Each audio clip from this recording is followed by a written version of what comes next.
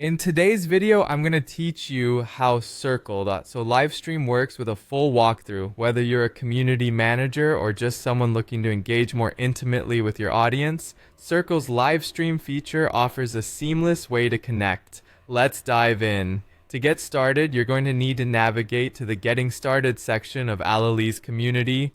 This is your home base for all things related to managing your community on Circle.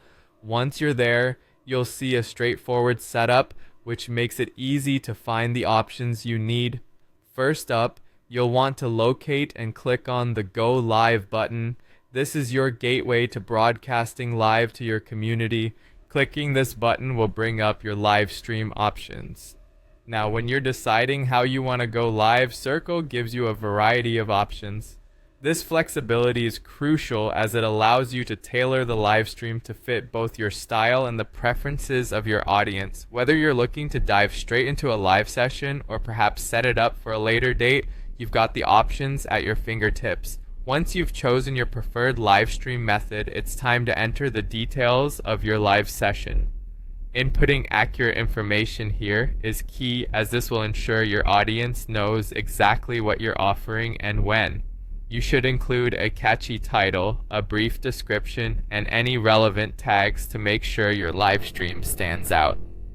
Next, it's important to invite members. Circle provides an easy invitation system which allows you to bring your community together efficiently. Take advantage of this tool to notify your audience about the upcoming live stream and encourage participation. Members can join as viewers or even as active participants depending on how you've configured your stream. Before going live, it's a good idea to test your video. This step is crucial, as getting the technical aspects right ensures a smooth experience for both you and your audience. Make sure your camera is set up, your microphone is working, and that your lighting is optimal. Doing a quick test run can help you catch any last-minute issues before you're live. With everything tested and set up, it's now time to officially set up your live stream.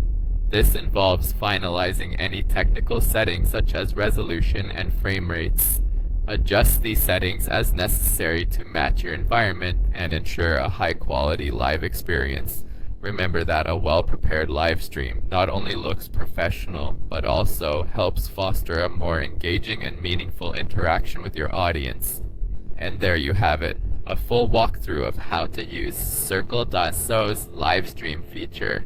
By following these steps, you're well on your way to creating engaging, interactive live sessions for your community. Thanks for joining me, and happy streaming.